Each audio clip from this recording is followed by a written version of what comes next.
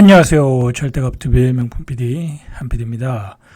최근에 김정은에 관한 기사들이 계속 나오고 있어요. 어떤 일반적인 기사가 아니라 전문가들의 의견들이 나오고 있어요. 그리고 북한의 군사력, 북한의 상황, 그리고 김정은의 심리 상태, 자, 그것에 대해서 나오고 있어요. 자, 여러분, 해외에서 이렇게 관심을 갖는데 우리는 별로 관심이 없어. 그러면 안 되겠죠. 그죠? 자, 우리는 이렇게 바로 앞에 38선에 적국을 맞이하고 있어요. 그죠? 걔네들은, 북한은 언제든지 우리를 쳐들어온다. 그렇게 생각을 하고 우리는 대비를 하고, 그 뒤 어떤 상황이 있나, 대비를 해야 돼요. 그죠? 대비를 해야 된다니까요. 제가 그런 점 때문에, 어떤 세계의 국제 정세, 그죠? 특히 북한과 연결되는 국제 정세. 자, 그런 것을 여러분들에게 제작해서 정리해서 알려드리는 거예요. 그죠? 그런 점에서 여러분들 관심을 가지고 꼭 잘 들으시고, 그리고 나름대로 체크하시길 바래요. 자, 뉴욕타임즈에서 뭐라고 나왔냐면, 김정은은 몇 달 안에 한국을 공격한다. 근데 그 수준이 연평도 포격을 넘어설 거다. 그렇죠? 연평도에서 끝나면 그냥 말할까요? 그냥 상징성이잖아요. 그죠? 국지전, 그죠? 뭐랄까요? 국경선의 분쟁 정도. 자, 그 선을 넘어설 거라는 거야. 그러면 뭐죠? 그 장사정포인가? 그거를 더 멀리 쏘아댈 수 있다라는 거잖아요.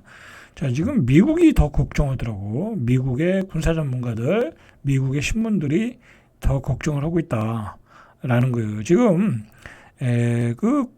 이제 국제 전문가들도 지금 하는 얘기가, 지금 중동에서 전쟁이 일어나고, 중동에서 전쟁이 일어난 것도 사실은 러시아와 미국의 대결이잖아요. 그죠? 어떻게 뭔가 상징, 대리전을 하고 있는 거야. 그죠? 러시아가 배후조종해서 중동에서 전쟁을 일으켜서, 뭐랄까요. 미국의 우크라이나 지원을 좀, 방해하려는 그런 의도잖아요. 이란하고 한패거리가 돼가지고, 그리고 러시아와 우크라이나 싸우고, 그래서 이게 다 한 덩어리라는 거야, 한 덩어리. 거기다가 지금 중국과 대만의 대결, 그죠? 그것도 한 덩어리. 지금 거기에 옆에 있는 북한과 우리도 한 덩어리. 자, 그렇게 보면 지금 전쟁이 일상화되고 있는 시대라는 거예요, 전쟁이. 여러분, 이제 우리가 평화의 시대를 살았잖아요, 지금까지. 근데 평화라는 게 그렇게 오래가질 않아요, 항상. 인간은 싸우기 마련이야. 이념 때문에 싸우고, 정치 때문에 싸우고, 경제적인 어떤 이익 때문에 싸우는 거야. 그죠? 평화는 없는 거예요, 원래. 평화는 없는 거야. 자, 그러니까 이 미국에서 계속 긴장된 발언들이 나오고 있는 거야.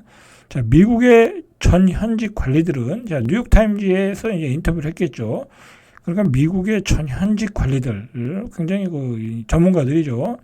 북한 김정은이 앞으로 몇 달 안에 치명적인 군사 행동을 취할 가능성이 있다. 그 수준은 연평도 포격을 넘었을 거라는 거야. 자, 우리가 대비를 해야 되겠죠. 그죠? 그래서 NYT에 따르면 미국 관리들은 김정은의 최근 발언 수위가 한층 공격적이다. 굉장히 공격적이죠. 이제 우리나라를 남조선이라고 하지 않잖아요. 예전에는 북조선, 남조선을 한민족으로 봤는데, 남한을 대한민국을 한민족으로 안 보고 그냥 쟤들은 대한민국이다. 그렇게 보겠다는 거잖아요. 언제든지 적화 통일할 수 있다. 그죠? 언제든지 핵도 쏠 수 있다. 그런 얘기 아니겠어요? 자, 그걸 심각하게, 김정은의 어떤 최근 발언 수위를 심각하게 받아들여야 된다. 받아들여야 돼요. 그죠? 그래서 한반도에서 전면전이 일어날 정도의 위험은 아직은 임박하지 않다라는 거예요. 지금 전면전이. 지금 북한이 러시아를 지원하고 있는 상황에서, 그리고 러시아로부터 군사 하이테크 기술을 전수받는 타임에 전쟁을 일으키진 않겠죠. 그러나 그들의 역량이 높아지고, 그리고 중국과 러시아가 뒤에서 지원을 하고, 그리고 뒤에서 또 펌프질하고, 그러면 한반도에서도 전쟁이 일어날 수 있다는 얘기예요. 중요한 거는 지금 북한의 체력이 커지고 있다라는 게 걱정스러운 거야. 미국에서 볼 때는.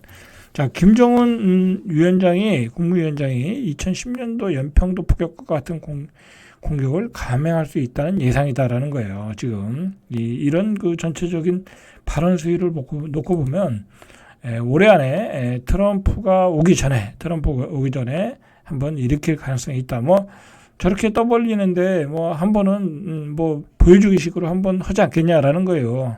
그래서 국무부 동아시아 태평양 차관보를 지낸 데니엘 러셀 아시아 소사이어티 부회장은 이 아시아 소사이어티라는 데가 이거 굉장히 유명한 데인가 봐요. 우리 그 강경화 외무부 장관도 여기 뭐 이상가 임원으로 갔죠. 자, 김 위원장이 2010년도 연평도 포격을 훨씬 뛰어넘는 공격을 할 의도가 있다. 그래서 김정은이 충격적인 물리적 행동을 할 가능성에 대비해야 된다. 자, 이건 뭐 이런 얘기를 왜 외국의 전문가들이 이야기하는지 모르겠어요. 우리나라 전문가들은 이런 얘기 안 하잖아요, 그죠?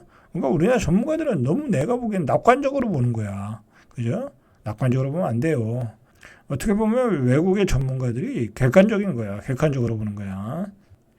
자, 요즘은 이제 이 독재 국가다 보니까 북한이 외국의 전문가들이 이 김정은의 심리 상태를 잘 파고든다고. 러시아에는 푸틴이 있고 푸틴의 심리 상태를 또 파악하고 그러는데, 자, 보니까 이 김 위원장이 수십 년간 지속된 북미 관계 정상화 정책을 포기했다. 라는 분석이 나오고 있는 거야. 이제 김정은이가 그 트럼프하고 북미 관계 정상화 정책을 정상화 회담을 하면서 뭔가 풀어보려고 그랬죠. 나름대로 조금 풀어보려고 그랬어요. 뭐 자기도 이제 굉장히 생명의 위협도 느꼈고, 그죠?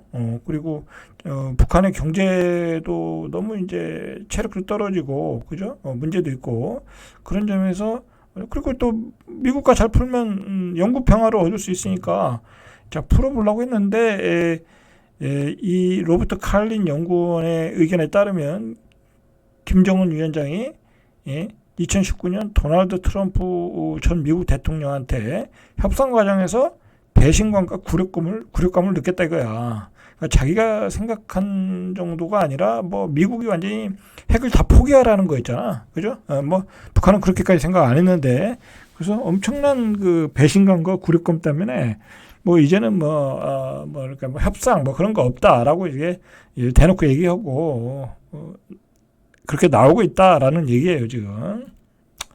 자, 또 다른 의견이 있어요. 우리가 뭐 굳이 뭐 한쪽의 의견을 들을 필요 없고, 또 다른 의견은 뭐냐면, 자, 또 다른 외신에 의하면, 이건 또 팩트에 가까워요.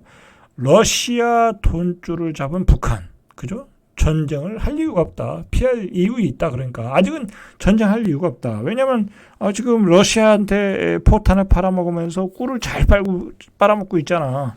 뭐 사실 북한에서 수출할 게 뭐가 있겠어요. 무기밖에 더 있겠어? 근데 러시아가 다 사준다 이거야. 그러니까 우리는 지금은 그 돈을 벌 때다. 북한은 이제 등치를 키울 때다 이거죠. 그러면서 러시아에서 기술을 전수받을 때다라는 거야. 그죠? 그래서 최근 북한의 연이은 무력 시위와 전례 없는 적대적 발언이 나왔지만, 김정은 정권이 러시아의 무기 판매로 든든한 돈줄을 확보했고, 자, 돈줄을 확보했으니까 당연히 이제 경제도 좀 살아나겠죠.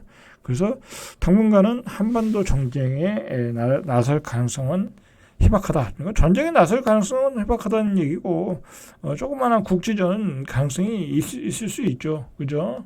자, 블룸버그 통신에 따르면 피치 자회사인 피치 솔루션의 북한 경제 전문가 아니타 바수는 북한 경제가 러시아에 대한 무기 판매, 중국과 무역 체계에 힘입어 올해 그러니까 무기도 팔고 중국과의 무역 체계도 해서 한 0.5% 성장할 거로 예상한다는 거야. 이 0.5%는 북한은 대단한 거예요. 얘들은 뭐 맨날 마이너스 성장이니까. 그리고 이 북한이 200만 발의 이상의 포탄과 탄도미사일을 러시아에 공급했다라는 거야.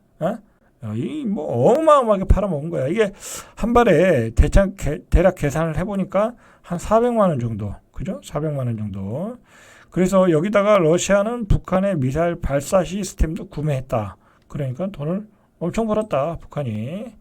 자, 보통 이제 나토에서 사용하는 155mm 포탄의 한 발당 가격이 한 400만 원 정도, 400에서 500 정도. 그러니까 북한이 러시아에 공급한 미사일 포탄 등으로 번 돈은 수십억 달러다. 그러니까 뭐 돈을 엄청 벌었어요, 북한이. 북한이. 자, 2022년 한국은행이 북한의 경제 규모를 보니까 32조 정도라고 그래요. 32조 8천억 원 정도. 자, 엄청난 그거에 비해서 요번에 그 러시아에 무기를 판 돈을 금액을 보면 굉장히 큰 돈이다 이거예요. 북한의 입장에서는. 거기다가 첨단 기술을 받을 상황까지 갔다. 그러므로 이제 북한은 지금 막 강하게 발언하는 것은 아직은 공갈일 가능성이 높다라는 거죠. 왜냐하면 뭐 돈 잘 벌고 있고, 그죠? 경제도 잘 돌아가고, 그런데 뭐 굳이 우리가 지금 무리하게 뭐 전쟁할 상황은 아니다라는 거지. 그러니까 당장은 아니다라는 거죠. 근데 문제는 이 러시아와의 관계가 가까워지고 있고, 그 다음에 체력을 비축하고 있다라는 게 문제죠. 자, 미국의 싱크테크, 이거 뭐 유명한 데죠. 스팀슨 센터의 제니타운 연구원은 김정은 위원장이 한미를 상대로 긴장을 높이고 있잖아요. 북한의 경제력을 인민보다 무기 산업에 투입하는 것을 정당화할 수 있다. 그러니까 이제 돈을 벌었잖아요. 그 돈을 벌었고 그걸 인민, 그러니까 북한의 국민들에게 보급을 해줘야 되잖아요. 뭐 먹거리를 줘야 될 거 아니야. 배급을 해야 될 거 아니야. 근데 요즘 배급이 굉장히 어렵대잖아. 특히 지방 같은 게. 그 돈을 다시 자기네 무기 산업에 투입을 할 수 있다라는 거야. 남한과의 긴장을 높임으로써 그런 의도로 북한이 저렇게 긴장 국면으로 가고 있다라는 싱크탱크 연구원의 이야기예요. 자, 이 타운 연구원은 북한의 한반도 전쟁 가능성에 대해 다른 나라의 전쟁을 돕기 위해 대량의 탄약과 미사일을 보낼 때는 전쟁을 하지 않는다. 그건 맞는 얘기예요. 그죠? 옆에 나라 다 지원해주고 있는데 여기서 전쟁할 일은 없죠. 그렇죠? 그러니까 당장 전쟁할 일은 없어. 근데 문제는 싸울 수 있는 역량을 강하고 있다라는 게 문제라는 거야. 그죠? 이게 문제가 뭐냐면 북한의 그 탄도미사일을 러시아에서 뭐 엄청나게 쏘아댔으니까 걔네들이 만든 무기를 다 테스트했잖아. 거기다가 핵탄두를 실을 수 있다라는 거야. 그 탄도미사일에.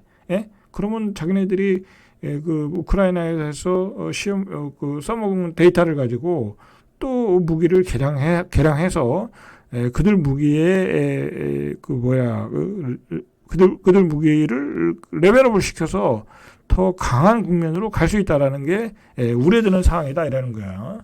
그리고 이제 돈도 많이 벌고 있고. 자, 예전에는 이제 러시아와 중국이 뭐 이제 그 우크라이나 전쟁 이전에는 북한은 좀 고립된 상대였잖아요. 뭐 그죠? 뭐 전쟁을 한다 그러면 뭐 중국과 러시아가 말리는 상황이었는데 이제 그런 상황이 아니다라는 게 이 연구원의 핵심적인 내용이야. 그래서 이제는 옛날에는 우리가 미국이나 한국이 북한만을 상대했는데 이제는 러시아와 중국과 제휴한 한 덩어리 이 북한을 상대해야 된다는 게 힘들어졌다라는 거야.